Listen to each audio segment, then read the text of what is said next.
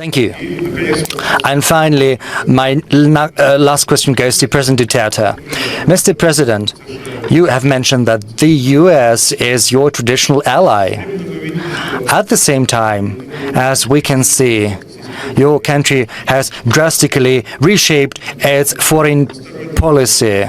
It used to be unilaterally oriented towards the US, and right now your foreign policy is multilateral, multi-vector, and Russia holds an important place in that regard. You've also managed to improve and reinforce your relations with China. How did you do that?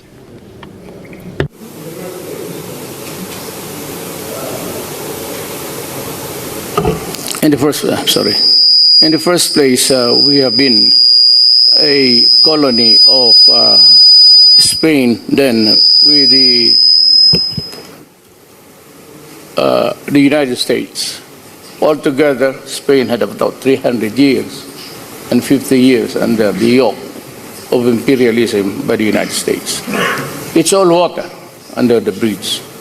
And we have been prepared to do the governance that we decide.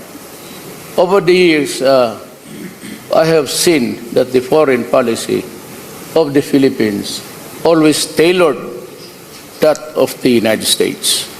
And we can hardly go to some, at that time, communist countries just to explore trade and commerce.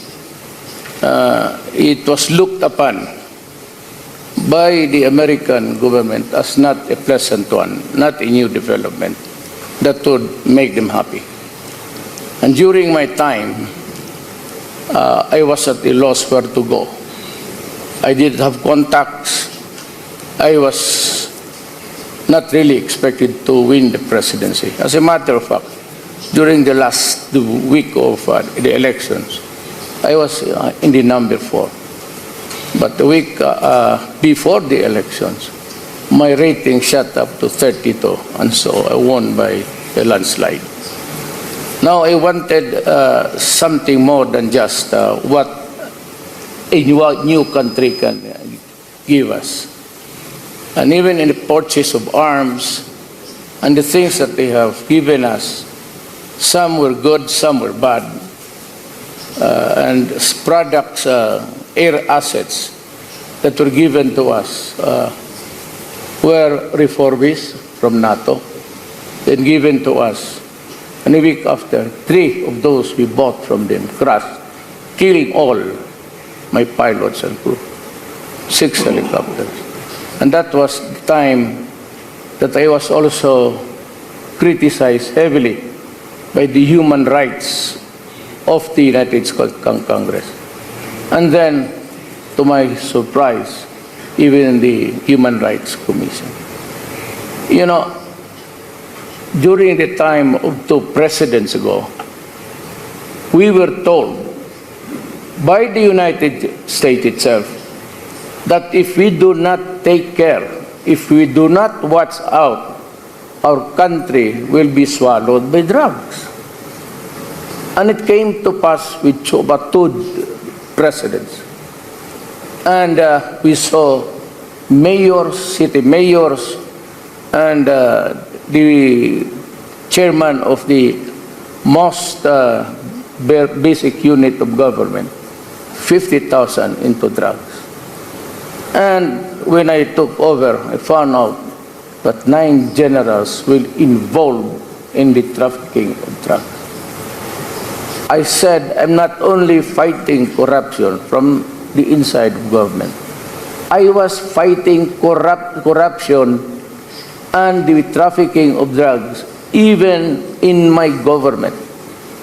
And that is why I had to do something very fast.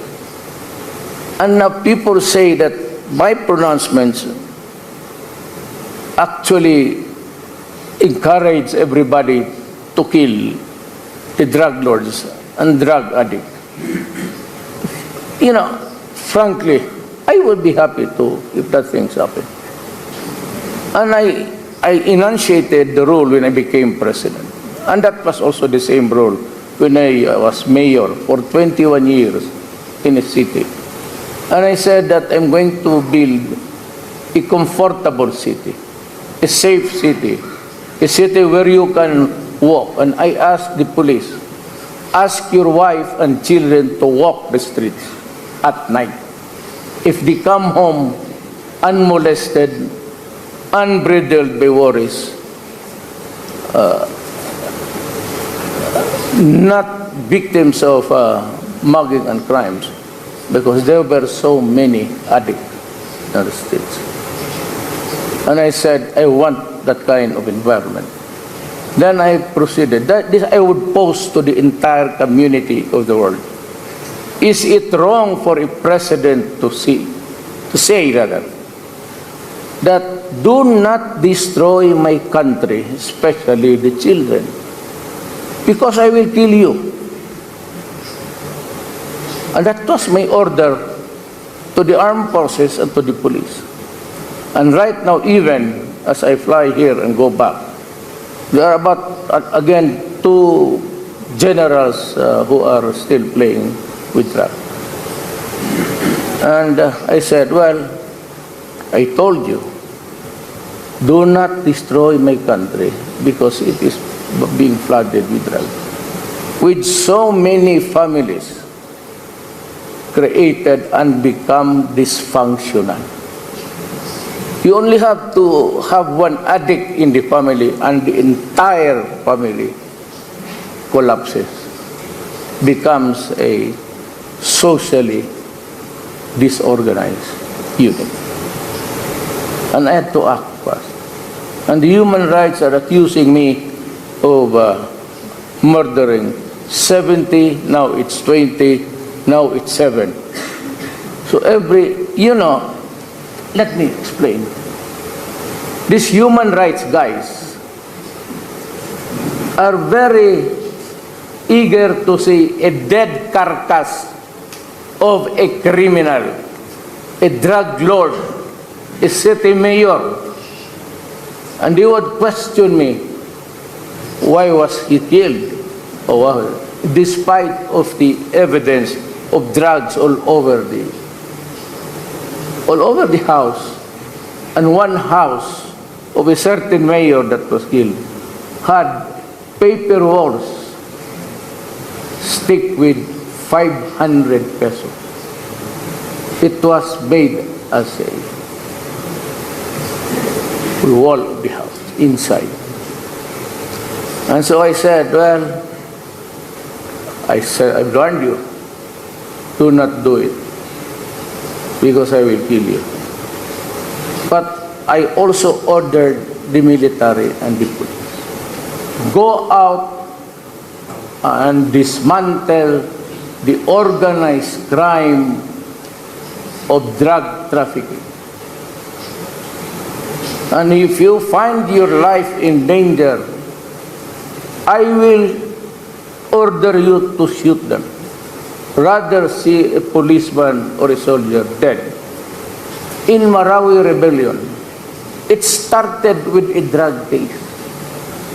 And so it was rebellion because almost everybody of that place, which was really the laboratory of the entire Philippines, where drug was produced and people had money, can see no business there except the stores. And yet, there was one in another city, he had 100 cars, 2 Lamborghinis and so many Porsches. And yet, the human rights would still insist on a wrong committed by me. So I'm telling them, I'm sorry. But if there is something, I told you, you dismantle. And if in the process you kill.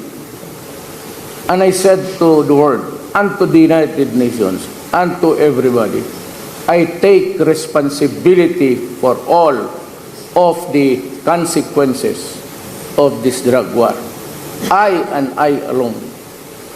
If somebody has to be hanged, I will be happy. I will even put the noose on my neck and say, go ahead. Or if you want to shoot me in a firing squad, fine. Our national hero died before a firing squad. That could be an honor for me. to be the same in this situation. But I do not aspire for honor. I do not aspire to be known. I'm just a citizen, a worker of government. And I will do what I have to do to protect the people, especially the next generation. And that is what I have been known. They are always threatening me with bringing me to that would be the day. We have courts in my country. The judges are independent. The prosecutors do not talk to me. And so I said, if there is somebody who will answer for this, I will, but you have to do your job. And I have fired so many prosecutors and judges because corruption was eroding the very foundation of government. And I said, I came up with a statement. Little did I know that I will not only be fighting the criminals, the drug lords, the kidnappers. I was fighting men in my own government and the corruption that drugs bring. Drugs cannot prosper, I tell you, unless the military and the police would allow it. If the city mayor in my city, if I say do not do it, and if you have been to the Philippines, do not look at the carcass of the criminals. You will get nothing. Look at the many thousands of families that are socially dysfunctional because if you want to destroy your enemy, feed one of his children with drugs, and you do, the family goes kaput. I am faced with the job of the human rights of the criminals. I have no business. I have no universal right to destroy a fellow human being. I do not allow the military to shoot a person hog-tied or with a stretched hand in surrender. I told them that the only way that you can kill criminal, the drug lords and the addicts, is when your life is in danger. So shoot first before you die. Because if I go to the scene of the crime and I see that you are the one dying, I will kick you and finish you off for being stupid. Do not allow government to be weakened by such. You have to impose order. And so that is what really bugs me. So the government of the United States, before the, if I could only have 2 minutes, if I can have 2 minutes, then I'll tell you what. The rifles, we have the longest insurgency problem, communist insurgency problem, armed struggle. It has killed so many of my soldiers. And the rifles were, it has fired so many rounds, it becomes loosened. There is no more rifling. It comes out turning at a very fast rate so that it has own velocity. It can hit the target. Yes. And I tried to buy about 24,000 M16s for my police and military. One congressman in the U.S. or two stood up and said, do not give it to the Philippines, especially to the mayor, because he will use those rifles to kill his own Filipino citizen. And that is really funny. And I would ask U.S. Congress, kindly educate yourself first. You have the CIA. Yeah, they're around. Even here right now, CIA is listening to us. I am sure that getting the message up there with the kindly be kind to your fellow man. Before you condemn, investigate. And allow us, before you come up with this result, allow us the right to be heard. It is a God-given right to any person. Whether you live in autocracy or a tyranny, every person has the right to be heard. And human right. The United States did not send me. They stopped the rifles at the time when the rebellion in Marawi was brewing. I was here, scheduled to have a series of meetings about trade and commerce. But on the day, I just stayed there for 6 hours. And I'm thankful that President Putin came all the way from somewhere to fly just to be in Moscow to talk to him before I took off. It took us about 5 months to quell the rebellion. And it was only when China and Russia gave us the very well made guns. The new fighting now is from afar. You don't need to go to your enemy, you just paste him at the crossroads. It can hit somebody 2 miles, 2 kilometers away. And those rifles that were that good, if your sniper has been trained properly. That was our advantage, and that is our story. I tried to buy helicopters, and I was looking around South Korea and Russia and Israel. They said, no, you cannot buy. You buy from us. So Bell Helicopter of Canada offered me 10, but with a condition that I cannot use it against my own citizens. I said, look, stupid. I am buying these helicopters because they are killing the people, the rebels, and my military men, and my police. And you sell me a helicopter with the condition that I cannot place armaments, only for transport of dead soldiers. So, wounded soldiers, and for humanitarian reasons. When as a matter of fact, these rebels are rebelling because they want to oust the government. ISIS is there. We're having a hard time fighting terrorism. They blow churches, so many.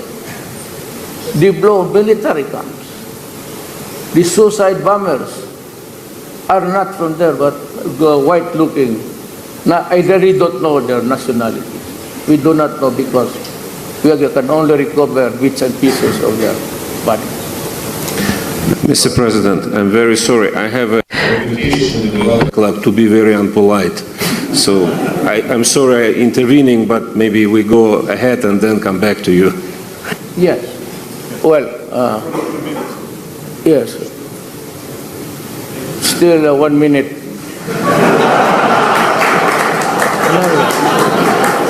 I will end up by saying that, well, this has been the issue in the Philippines, that they have a president who's a murderer. I assure you.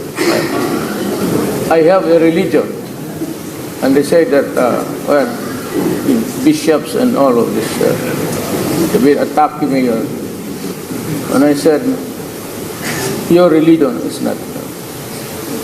I have my own God. And I'm planning to invite the Russian Orthodox missionaries come to the Philippines so that we can look for a place where we can build the Orthodox Church. It was built many years ago by the Russians. 1922. This was destroyed. It's an old dilapidated. Please excuse me, Mr. President, this 1 minute is still there. Yes. I'm now involved in freedom of religion. Well, I must stand by this, just abusing the minds of people. I am not a killer. Some say a killer of what? Maybe, you know what it is. You are all practicing it. Killing girls, maybe? Women? We are good at that. I have yet to kill one human being. When I say I will kill you, but that's a statement coming from the mouth of the President. Okay. Still have half a minute, I will forgo it. Probably after we have questions from the hall. Yes. Probably next thing we'll think. Oh, I forgot Okay. about it. Yes, I'd be happy to respond to him. Спасибо. А теперь перейдем к... Can we equal West to the East?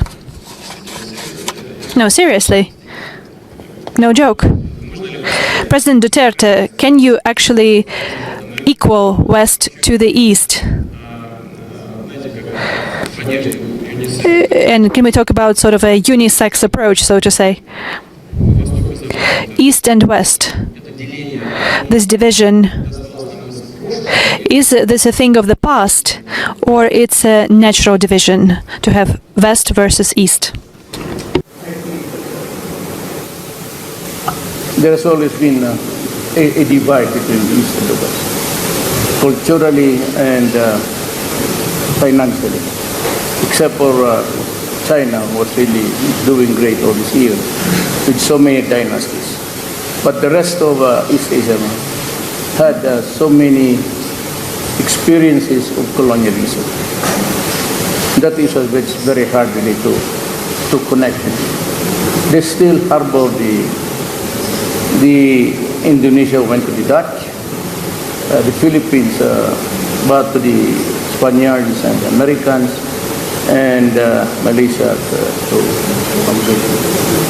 So any attempt that would force or persuade even a nation for them to adopt the Western ways is always suspect. Now that's the problem. So there has to be a more social intercourse, and this should not only be limited to diplomatic levels, but in terms of exchanges among people. And maybe allowing a certain amount of the East Asian to visit other studies, other nations. In terms of loyalty, it's also very hard now to fathom where they are or where the Philippines is. I mean, I'm charting a new course, not really separate from America, but more of the colonial vestiges of the practice of the diplomacy. Where we go, right after the independence in 1947, we have always been guided towards what policies. And for the longest time, we never had any concrete relations between Russia and the Eastern Bloc at that time, because they were pictured to be the enemy of democracy. And democracy then, to the Western world, was their monopoly. And that the rest of the world were totalitarian or ruled by despots and tyrants. And that has been the food for thought even among children. There's always the USIS, it's a library, and everybody attended there, and you can see all the propaganda. Maybe the next generation will. I am the last baby of my generation. I was born in 1945. Practically, but still, the practice of the Western ways are still there. But intellectually, maybe educationally, it would take time. It is hard for the Filipinos to understand that there's no such thing as a non-democratic government in the Eastern Europe at that time. It was always an American propaganda against nothing from the West. So it was not only after Berlin was liberated, so to speak, and that there was this exchange of ideas now from Germany. But it's not enough. It's not enough. This is also because of the financial setup. We are always looked upon as, always sometimes the crumbs of your favor. And I think that America is one country who is not treating its former colony right. And for the new generation, and sometimes if you, like me, we have a hurt for being subjugated by foreigners. So it's a colonial thing amongst the East Asian, Indonesia, Malaysia, Brunei, Philippines. It cannot be solved in one diplomatic dinner. You would need about 2 or 3 generations for the Asians to really freely accept the West. And that is the whole China. The Opium Wars, the impositions of so many things that destroyed the country. That does not go away suddenly. They always refer it in their history as part of the struggle until now. That portion of having been colonized and brutalized is still a part of the paradigm when they talked about religions. Mr. President, can you wrap up if possible? Well, We actually understood that our hypothesis proved wrong. So, между Востоком и Западом все. So between the West and the East, nothing has changed.